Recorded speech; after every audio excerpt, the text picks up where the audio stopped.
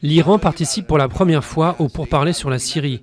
C'est un tournant diplomatique majeur voulu par Moscou, car Téhéran est devenu un interlocuteur incontournable du dossier syrien. Selon Washington, ces négociations à Vienne ont pour but de sortir la Syrie de l'enfer.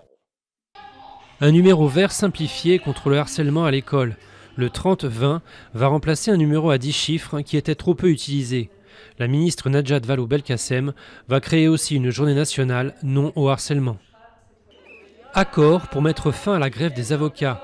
Après 3 semaines de mobilisation, le ministère de la Justice a notamment accepté une hausse de la rémunération de ceux qui participent à l'aide juridictionnelle, le dispositif permettant aux plus démunis d'être défendus. Le marché de l'aérien se porte bien. Alors que la Chine vient de commander à Airbus 100 A320, Air France-KLM voit son bénéfice s'envoler au 3e trimestre.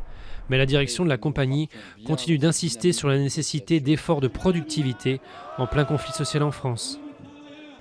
Nicolas était un singe alcoolique, il est maintenant guéri. Comme lui, une centaine de primates sont soignés dans ce centre près de Santiago après avoir été maltraités dans des laboratoires, des cirques ou par des propriétaires peu scrupuleux.